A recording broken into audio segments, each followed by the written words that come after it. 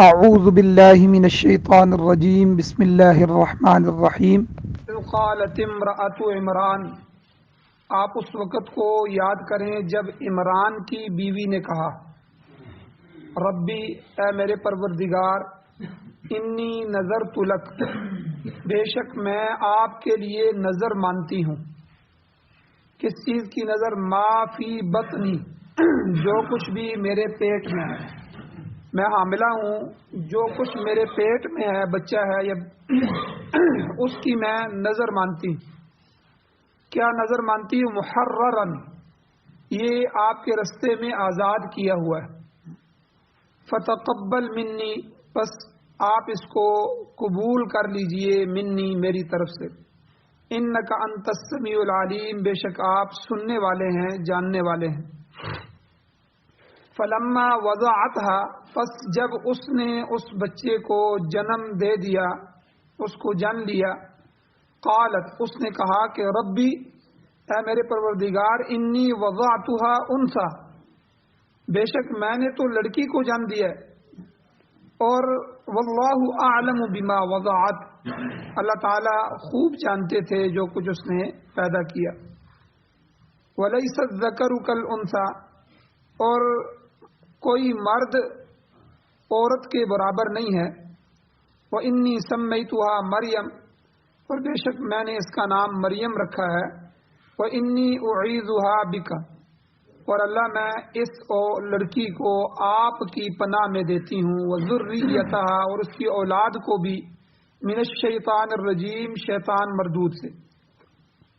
فتقبلها ربها، پس اللہ تعالیٰ نے اس بچی کو قبول فرما لیا، ربها، اس کے رب نے، بقبول حسن، اچھی طرح قبول فرمانا۔ وانبتها نباتا حسنا، اور اللہ نے اس کو بڑھایا، اچھی طرح بڑھانا۔ وکفلها زکریا، اور کفیل بنایا اللہ تعالیٰ نے اس بچی کا زکریا علیہ السلام۔ کلما دخل علیہا زکریا المحراب، جب کبھی داخل ہوتے اس بچی کے پاس زکریا علیہ السلام، المحراب، محراب میں، اس کمرے میں جہاں اس کو رکھا گیا، وجد عندها رزقا، تو وہ اس کے پاس روزی پاتے، پھل پاتے، رزق کو پاتے۔ تو قال، کہتے، سوال کرتے، یا مریم، اے مریم، انا لکی ھذا، تیرے پاس یہ رزق کہاں سے آیا؟ قالت، وہ کہتی، ہوا من عند اللہ، یہ میرے رب کی طرف سے ہے، میرے اللہ کی طرف سے مجھے ملا ہے۔ ان اللہ یرزق من یشاء بغیر حساب، بے شک اللہ تعالی جسے چاہیں رزق دیتے ہیں بغیر حساب کے۔ سورہ آل عمران کی 35، 36 اور 37 تین آیتیں آج کے درس میں تلاوت ہوئی ہیں، جن کا ترجمہ آپ نے سماعت فرمایا۔ جیسا کہ گزشتہ درسوں کے اندر گزر چکا ہے کہ اس سورت مبارکہ میں، اس آل عمران سورت میں، اللہ تعالیٰ نے نصارہ کے غلط عقائد، عیسائیوں کے غلط عقائد کی خاص طور پر تردید فرمائی ہے۔ آج کے درس میں حضرت مریم رضی اللہ تعالیٰ عنہ کی ولادت سے موضوع سخن کا آغاز کیا جا رہا ہے۔ چنانچہ اللہ تعالیٰ ارشاد فرماتے ہیں کہ آپ حضور علیہ السلام کو کہتے ہیں کہ آپ اس واقعے کو اپنے ذہن میں لاؤ۔ یہ جو از ہوتا ہے، یہ از جو ہے اس طرف اشارہ کرتا ہے کہ یہ جو واقعہ بیان کیا جا رہا ہے، یہ اس واقعے کو اپنے ذہن میں لائیے، اس کو پختہ کیجیے، ذرا اس کو سن لیں۔ تو یہاں بھی اللہ کے نبی کو کہا کہ اس واقعے کو اپنے ذہن میں لائیے۔ اذ قالت امرأۃ عمران، جب عمران کی بیوی نے اپنے رب سے کہا، ربی اے میرے پروردگار، انی نذرت لک ما فی بطنی محررا، اے مولا کریم، میں نے تیرے لیے یہ نظر مانی ہے کہ جو کچھ میرے پیٹ میں ہے وہ میں نے محض تیری عبادت کے لیے محررہ، آزاد کر دیا۔ اب یہاں مفسرین اکرام فرماتے ہیں محررا یعنی آزاد کرنے سے مراد کیا ہے؟ مخلصا للعبادہ، یعنی ہونے والے بچے کو خالص اللہ کی عبادت کے لیے مختص کر دیا جائے گا، اس سے اور کوئی کام نہیں لیا جائے گا دنیا کا، صرف اے اللہ تیری عبادت کا کام اس سے لیا جائے گا، کسی دنیاوی کام میں اس کو نہیں لگایا جائے گا۔ بعض دوسرے مفسرین اکرام فرماتے ہیں کہ آزاد کرنے کے دو معنی ہو سکتے ہیں۔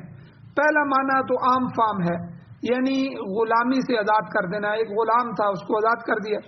دوسرا معنی کسی معاملے میں کتابت کر لینا، تحریر کر لینا، آپس میں کوئی معاملہ طے کر لینا، اس کو لکھ لینا۔ جب کوئی چیز تحریر میں آ جاتی ہے تو وہ معاملہ صاف ہو جاتا ہے، اس میں کوئی ممکنہ فساد اور اضطراب جو ہے وہ ختم ہو جاتا ہے، اس سے آزادی حاصل ہو جاتی ہے۔ اب اس میں فساد نہیں رہتا کیونکہ وہ چیز لکھی گئی ہے اور دونوں آدمیوں کے سائن موجود ہیں۔ اب وہ فساد جو ہونے کا خطرہ تھا، جو صرف زبان سے بولنے میں تھا، وہ لکھنے میں اب ختم ہو جائے۔ تو بہرحال اس بات کا تذکرہ بھی پہلے ہو چکا ہے کہ تاریخ میں دو ایسے شخص کا تذکرہ آتا ہے جن کے نام عمران ہیں۔ حضرت موسیٰ علیہ السلام کے والد کا نام بھی عمران ہے اور حضرت مریم رضی اللہ تعالی عنہا کے والد کا نام بھی عمران ہے، اور دونوں نیک آدمی تھے، بہرحال نبی نہیں تھے۔ دونوں نیک عمران دونوں تھے، جو موسیٰ اور ہارون علیہ السلام کے والد اور حضرت مریم کے والد دونوں اللہ کے ولی تھے، اولیاء اللہ میں سے تھے، نیک آدمیوں میں سے تھے، لیکن نبی نہیں تھے۔ تو بہرحال اس مقام پر جس عمران کی بیوی کا تذکرہ آ رہا ہے، یہ حضرت موسیٰ علیہ السلام کی والدہ کا جو ہے تذکرہ نہیں ہے، بلکہ حضرت مریم کی جو والدہ ہیں ان کا تذکرہ ہے۔ امام بیضاوی رحمۃ اللہ علیہ اور دوسرے جو مفسرین ہیں وہ فرماتے ہیں کہ ان کی بیوی کا نام تھا حنہ بنت فاقوس۔ حنہ وہ بھی ایک صالحہ خاتون تھی، نیک عورت تھی۔ بعد میں ان کے نام پر گرجے بھی بنے ان کے علاقوں میں، جو عیسائیوں کے گرجے ہوتے ہیں، دیر حنہ وغیرہ وغیرہ، یہ بڑے مشہور تھے۔ اسی طرح حضرت مریم کے نام پر بھی بہت سے گرجے اور عبادت خانے مشہور تھے۔ تو اب یہاں واقعہ کیا ہوا؟ واقعہ یہ ہوا کہ یہ جو حنہ تھی، حنہ بنت فاقوس، جو عمران کی زوجہ تھی، بیوی تھی، حضرت مریم کی والدہ تھی، یہ عمر رسیدہ ہو گئی، عمر ان کی کافی ہو گئی، لیکن اولاد سے معروم تھی، اولاد نہیں تھی۔ امام ابن کثیر رحمۃ اللہ علیہ اور دوسرے مفسرین بیان کرتے ہیں کہ یہ ایک دفعہ باہر کسی باغ میں گئی، باہر نکلی تو انہوں نے ایک چڑیا کو دیکھا۔ چڑیا کا گھونسلہ ہے اور گھونسلے میں چڑیا کے بچے ہیں چھوٹے چھوٹے، اور وہ چڑیا اپنے بچوں کو دانا کھلا رہی، آتی ہے اور آ کے وہ دانا کھلاتی ہے، آتی ہے اور دانا کھلاتی ہے۔ یہ دیکھ کر ان کے دل میں اولاد کی خواہش پیدا ہوئی۔ ویسے تو صبر کر رہی تھی، لیکن اب اس کو دیکھا تو دل میں خواہش پیدا ہوئی۔ اللہ تعالیٰ سے عجز و انکساری کے ساتھ دعا فرمائی، جو اللہ نے پھر قبول بھی فرما لی۔ چونکہ بے اولاد جو ہوتے ہیں ان کے دل میں ہر وقت اولاد کی طلب رہتی ہے، لیکن کبھی کوئی ایسا واقعہ دیکھ لیں کہ کوئی آدمی اپنے بچے کو اٹھائے ہوئے ہے، اسے پیار کر رہا ہے، یا اس کو کوئی چیز خرید کے دے رہا ہے، یا کوئی ایسا دیکھتے ہیں تو وہ خواہش مزید تیز ہو جاتی ہے اور وہ اللہ سے دعاؤں میں لگ جاتے ہیں کہ یا اللہ ہمیں بھی ایسے اولاد عطا فرما۔ ہمیں تو قدر نہیں ہے کہ ہمارے پاس اولاد ہے، اللہ نے بغیر مانگے ہمیں عطا فرما دی ہے، لیکن جن حضرات کی اولاد نہیں ہے 10-10 سال 20-20 سال سے، ان سے جا کے پوچھیں کس طرح جا کے ہر عالم سے دعا کرواتے ہیں، ہر جگہ جاتے ہیں، آپ دعا کریں، خود بھی دعائیں مانگتے ہیں اللہ ہمیں اولاد عطا فرمائے۔ تو ان کا بھی یہی ہوا، کافی عرصے سے اولاد نہیں تھی اور عمر نکل رہی تھی، تو ایک چڑیا کو دیکھ لیا کہ وہ چڑیا اپنے گھونسلے میں بچے کو دانا کھلا رہی ہے۔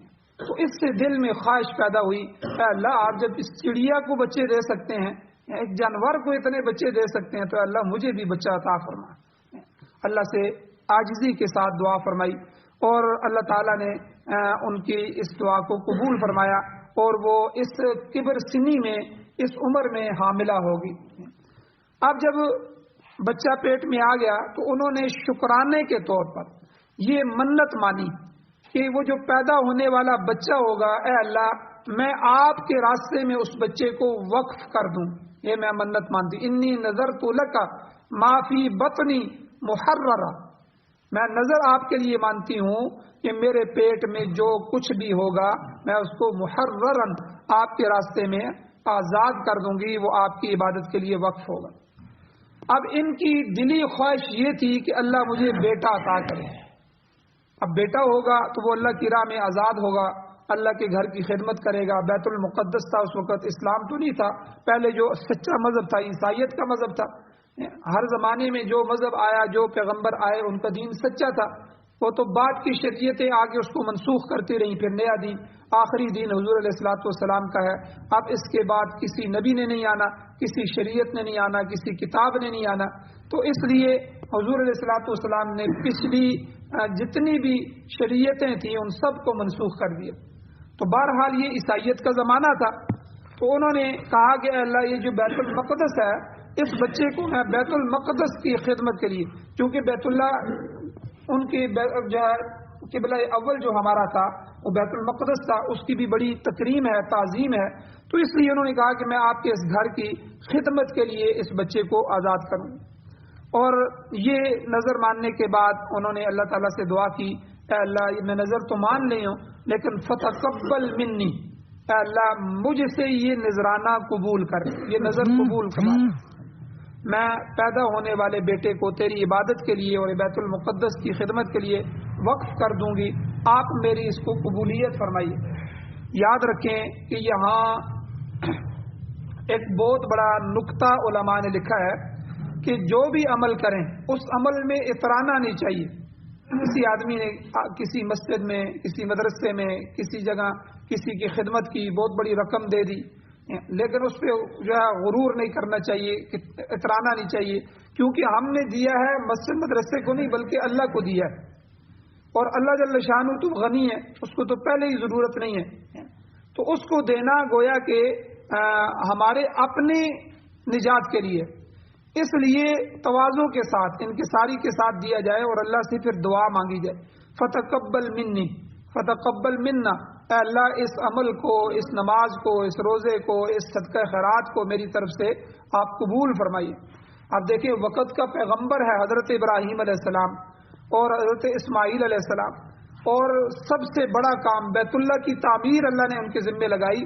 اب بیت اللہ کی تعمیر فرما رہے ہیں، لیکن جب تعمیر مکمل ہو گئی تو تب بھی کیا کہا، فتقبل منا، اے اللہ ہم دونوں پیغمبروں نے، باپ بیٹے نے یہ کام کیا ہے، اے اللہ شاید آپ کی شان کے مطابق نہ ہوا ہو، شایان شان نہ ہوا ہو، اے اللہ ہم عاجزی اور انکساری کے ساتھ دعا کرتے ہیں، ہمارے اس بیت اللہ کی تعمیر والے عمل کو اپنی رضا کے لیے قبول فرما۔ اور یہاں بھی دیکھیں اپنے بیٹے کی آزاد ہونے کی نظر مان رہی ہے کہ اے اللہ جو بیٹا بھی آئے گا میرے پیٹ میں، آپ نے مجھے دے دیا ہے، اس بڑھاپے میں دیا ہے، میں اس کو آپ کی عبادت کے لیے وقف کر دوں گی، تو ساتھ ہی دعا مانگی، اے اللہ میں نظر جو ہے چونکہ عبادت ہے، اے اللہ میں یہ نظر مان رہی ہوں تو فتقبل منی، آپ اس نظر کو میری طرف سے قبول فرمائیے، ایک نذرانہ ہے میری طرف سے آپ کے لیے، اے اللہ اس کو قبول فرمائیے۔ انک انت السمیع العلیم، بے شک اے اللہ آپ سننے والے ہیں، جاننے والے ہیں۔ مقصد یہ تھا کہ میں اس مکمل یقین کے ساتھ دعا کر رہی ہوں کہ تو میری التجا کو سن رہا ہے اور میری اس نظر اور اس میں پائے جانے والے خلوص کو اے اللہ تو جانتا ہے، اس لیے تو ضرور اس کو شرف قبولیت بخشے کر۔ اب یہاں فقہا نے اس آیت سے کچھ مسائل نکالے، نظر کے، منت کے مسائل۔ نظر بعض دفعہ جائز کام کی ہوتی ہے، بعض دفعہ ناجائز کام کی ہوتی ہے۔ امام ابو بکر جساس رحمہ اللہ فرماتے ہیں کہ جو نظر عمران کی بیوی نے مانی تھی، مریم کی والدہ نے مانی تھی، ایسی نظر ہماری شریعت میں بھی جائز ہے۔ آج بھی کوئی شخص منت مانے کہ میں اپنے بیٹے کو دین کی خدمت کے لیے وقف کر دوں گا، وہ علم دین پڑھے گا، قرآن پڑھے گا، حدیث پڑھے گا، فقہ کے علوم حاصل کرے گا، تو اور اس سے دنیا کا میں کوئی کام نہیں لوں گا، تو ایسی نظر ماننا بالکل درست ہے، اور اس کا پورا کرنا بھی واجب ہے، اس کا پورا کرنا بھی فرض کے بعد یعنی واجب کے درجے میں ہے، ضروری ہے۔ جیسے آج کل ہمارے معاشرے میں بھی کوئی اپنے بچوں کو پڑھا رہا ہوتا ہے، سارے بچے دنیاوی تعلیم حاصل کرتے ہیں، ایک بچہ اس کا آخری ہوتا ہے، کسی عالم کا بیان سنا یا کسی طرح اس کے دل میں خواہش پیدا ہوئی تو وہ کہا کہ کہتا ہے مولوی صاحب یہ میرا چھوٹا بچہ ہے، میں نے دل میں ارادہ کر لیا ہے، تہیہ کر لیا ہے، میں اس کو اللہ کے لیے، اللہ کے دین کے لیے وقف کروں، اسے میں حافظ بناؤں گا، اسے میں قاری بناؤں گا، اسے میں عالم بناؤں گا، اب یہ اس کو میں پڑھاؤں گا۔ تو یہ گویا کہ اس نے دل میں پختہ ارادہ کر لیا اور اپنی آخرت کے لیے۔ تو اب اس طرح کی اگر کوئی بندہ نظر مان لیتا ہے ہمارے ہاں بھی، ہماری شریعت میں بھی، تو یہ نظر درست ہے، جائز ہے۔ البتہ کوئی آدمی اگر گناہ کی نظر مانے، معصیت کی نظر مانے، کسی ناجائز کام کے لیے منت مانے تو اس پر عمل کرنا جائز نہیں ہوتا، بلکہ ایسی نظر کو توڑ دینا ضروری ہو جاتا ہے، توڑے اس کو۔ جیسے کوئی کہے کہ میں منت مانتا ہوں کہ میں اتنے چڑھاوے فلاں مزار پہ چڑھاؤں گا اگر میرا یہ کام ہو گیا یا یہ ہو گیا۔ اب مزاروں پہ چڑھاوے چڑھانا اللہ کے ہاں جائز نہیں ہے، اب یہ گناہ کی منت ہے، اس نے مان لی، اس کو توڑے۔ حضور علیہ الصلوۃ والسلام نے فرمایا، حدیث میں آتا ہے، من نظر ان یطیع اللہ، جس شخص نے اللہ کی اطاعت کی نظر مانی تو وہ اس کو جو ہے پورا کرے، وہ نظر پوری کرنی چاہیے اور لازماً اللہ تعالیٰ کی اطاعت کرنی چاہیے۔ برخلاف اس کے کہ اگر کسی نے اللہ کی نافرمانی کی نظر مانی تو حضور نے فرمایا فلا یعص اللہ، ایسے شخص کو اللہ کی نافرمانی نہیں کرنی چاہیے بلکہ ایسی غلط نظر کو توڑ کر اس کا کفارہ دینا چاہیے۔ اچھا، نظر جو توڑیں گے ہم، اچھا صحیح نظر مانی پھر بھی توڑ دی، یا گناہ کی نظر مانی اس کو تو توڑنا ویسے بھی ضروری ہے۔ اب نظر توڑ دی تو آیا کیا شریعت کی طرف سے کوئی کفارہ بھی ہے؟ کوئی اس پر کفارہ ہے؟ تو کفارہ موجود ہے کہ نظر اگر توڑے گا تو حضور نے فرمایا کفارتہ کفارۃ الیمین، نظر توڑنے کا کفارہ قسم توڑنے کا کفارے کے برابر ہے۔ جیسے آدمی کو قسم اٹھا لیتا ہے کہ اللہ کی قسم یہ میں فلاں کام کر کے رہوں گا، پھر بعد میں وہ کام نہیں کرتا تو گویا کہ اس نے قسم کو پورا نہیں کیا، قسم توڑ دی۔ اب قسم توڑنے کے اوپر پیچھے گزر چکا ہے، قسم توڑنے کا جو کفارہ ہے وہی نظر اور منت کے توڑنے کا بھی ہے۔ اب وہ کیا کفارہ ہے؟ یعنی قسم توڑنے کا کفارہ کہ 10 مسکینوں کو کھانا کھلائے۔ ایک آدمی قسم نہیں پوری کر سکتا، پھر جو ہے 10 مسکینوں کو وہ کھانا کھلائے، یا دوسرے نمبر پر 10 مسکینوں کو کپڑے پہنائے، یا تیسرے نمبر پر 3 دن متواتر پے در پہ روزے رکھے، بیچ میں سے کوئی ناغہ نہ کرے، 3 دن مسلسل روزے رکھے۔ یہ 3 جو ہے کس میں ہے؟ کفارے کی، قسم کے کفارے کی۔ تو اس لیے نظر کا کفارہ بھی یہی ہوگا۔ اگر نظر منت مان لی، نظر اور منت دونوں ایک ہی چیزیں ہیں، تو منت اردو کا لفظ ہے، نظر عربی کا لفظ ہے، مفہوم دونوں کا ایک ہی ہے۔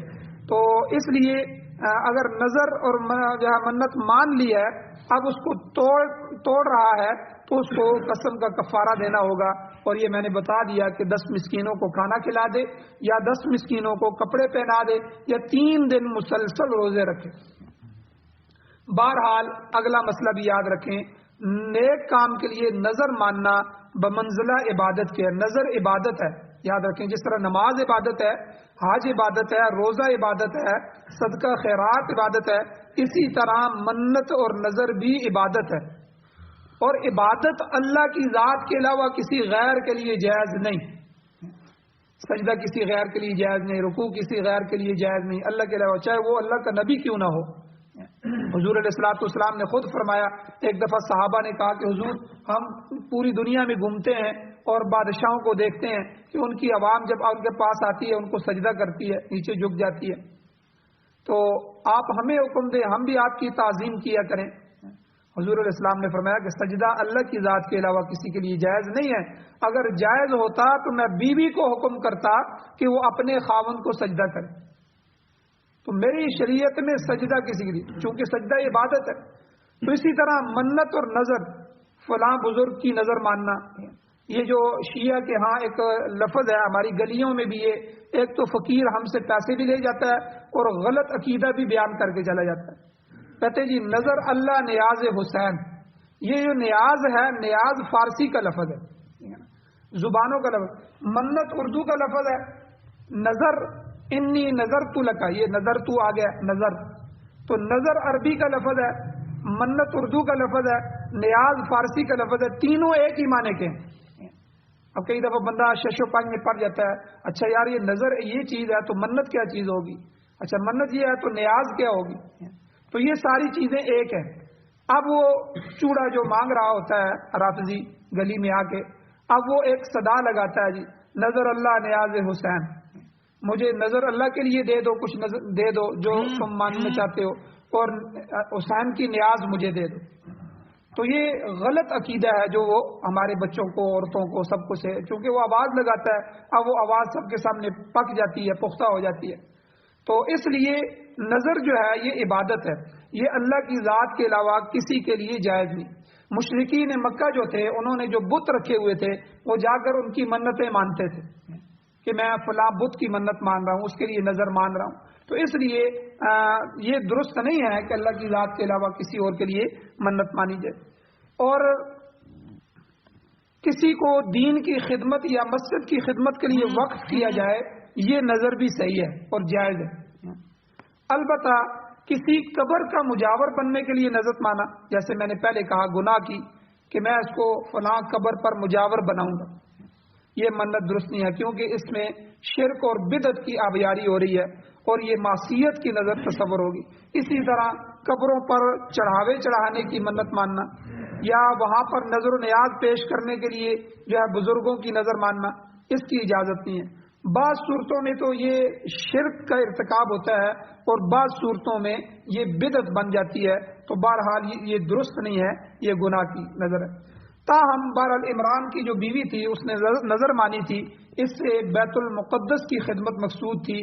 اس زمانے میں اس قسم کے کام کے لیے لڑکوں کو وقف کیا جاتا تھا کہ کوئی آدمی تھے وہ اپنے لڑکوں میں سے کسی لڑکے کو بیت المقدس کی خدمت کے لیے وقف کر دیتے تھے، تو اس مقصد کے لیے وقف کرنے کا وہاں رواج تھا، تو اس لیے جو ہے ان کی اور تھا بھی لڑکوں کو وقف کرنے کا کہ لڑکوں کو کیا جاتا تھا، اس سے پہلے کسی لڑکی کو وقف نہیں کیا گیا، کیونکہ لڑکیاں جو ہے وہ اس طرح کے کام جو ہے وہ نہیں کر سکتی، ان کے لیے پردہ ضروری ہوتا ہے۔ تو ان کی دعا اور خواہش یہ تھی کہ میں نے نظر تو مان لی ہے کہ اے اللہ جو کچھ بھی میرے پیٹ میں ہوگا تو میں آپ کے گھر کے لیے، آپ کی عبادت کے لیے وقف کروں گی۔ اب خواہش اور دعا یہ تھی کہ اللہ تعالیٰ ان کو لڑکا عطا کر دے، تو اور وہ اس لڑکے کو اللہ کے گھر کی خدمت میں لگائیں۔ امام ابو بکر جساس رحمۃ اللہ علیہ مفسر قرآن وہ فرماتے ہیں کہ مجہول چیز کی نظر بھی درست ہے۔ یہاں سے ایک مسئلہ ثابت ہوا کہ ایک چیز ہمیں ابھی پتہ ہی نہیں ہے، لیکن ہم اس کی نظر مان سکتے ہیں کہ ابھی اس کا علم نہیں ہے، پیدا ہونے والا لڑکا، ابھی ہمیں پتہ نہیں ہے کہ یہ لڑکا ہوگا یا لڑکی ہوگی، لیکن یہ نظر صحیح ہو گئی جس طرح اللہ کے ہاں۔ اس طرح ایک اگر کسی چیز کی، مجہول چیز کی نظر مانتا ہے تو وہ بھی ٹھیک ہے، اسے وقف کر دیا جائے۔ اب حضرت مریم کی جو ولادت ہوئی اس کا تذکرہ اللہ نے اس اگلی آیت میں فرمایا کہ فلما وضعتها، جب عمران کی بیوی نے جنا تو وہ لڑکی تھی، قالت، پھر وہ کہنے لگی، ربی، اے میرے رب، انی وضعتها انثى، اے میرے پروردگار میں نے تو لڑکی کو جنم دے دیا۔ واللہ اعلم بما وضعت، اللہ کہتے ہیں اللہ خوب جانتا ہے کہ جو کچھ اس نے جنا ہے، اللہ کو تو پتا تھا۔ کہنے کا مقصد یہ تھا کہ میں نے تو نظر مانی تھی کہ لڑکا ہوگا تو اسے بیت المقدس کی خدمت کے لیے وقف کر دوں گی، مگر اے اللہ لڑکی کو ایسے کام کے لیے مقرر کرنا مناسب نہیں ہے۔ وَلَيْسَ الذَّكَرُ كَالْأُنثىٰ، لڑکا لڑکی کی طرح تو نہیں ہے، لڑکی وہ مشقت کا کام نہیں کر سکتی، خدمت کا کام صحیح نہیں کر سکتی جو لڑکا کر سکتا ہے۔ تو بہرحال لڑکی جننے کے بعد انہوں نے کہا، اے اللہ وَإِنِّي سَمَّيْتُهَا مریم، میں نے اس کا نام مریم رکھا ہے۔ مریم کا معنی بعض کے نزدیک عابدہ کے آتے ہیں، عبادت کرنے والی، عبادت گزار، اور بعض کے نزدیک خادمہ کے آتے ہیں، خدمت کرنے والی۔ دوبارہ خادمہ، عابدہ، یہ مریم جو ہے چونکہ سریانی عبرانی زبان کا لفظ ہے، یہ مریم عربی زبان کا لفظ نہیں ہے، یہ ان کا اپنا نام تھا، اسی نام کو جو ہے اللہ نے قرآن مجید میں اسی نام سے ذکر کیا ہے، تو اس لیے اس کا معنی عابدہ اور خادمہ، عبادت کرنے والی لڑکی اور خدمت کرنے والی لڑکی، یہ مریم کا معنی ہے۔ یہاں علماء نے کئی مسائل نکالے ہیں۔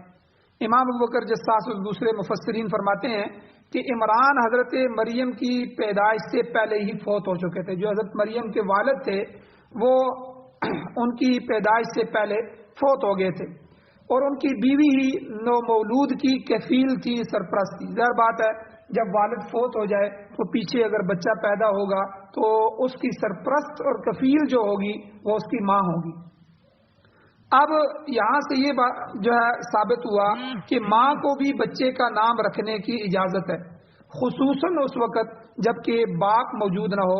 امام ابن کثیر رحمۃ اللہ علیہ فرماتے ہیں کہ بہتر یہ ہے کہ بچے کی پیدائش کے دن ہی اس کا نام رکھ دیا جائے، تاہم 7ویں دن تک جو ہے 7ویں دن بچے کے بال اتارنا، حقیقہ کرنا اور نام رکھنا، ختنہ کرنا یہ بھی درست ہے۔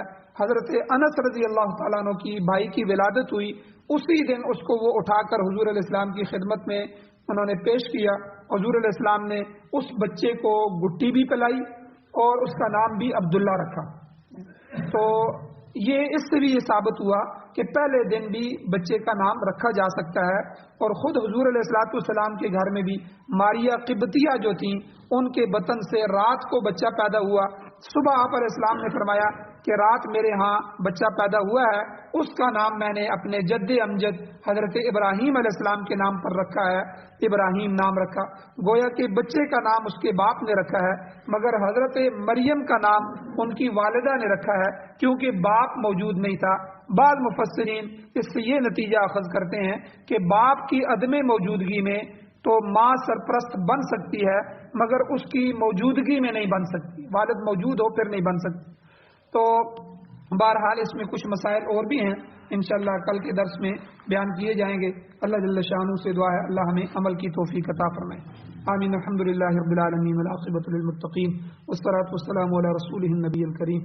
اللهم ربنا آتنا فی الدنیا حسنۃ وفی الآخرۃ حسنۃ وقنا عذاب النار۔ یا اللہ ہماری کمیوں کوتاہیوں کو معاف فرمائیے، درگزر فرمائیے، صغیرہ کبیرہ گناہوں کو معاف فرمائیے۔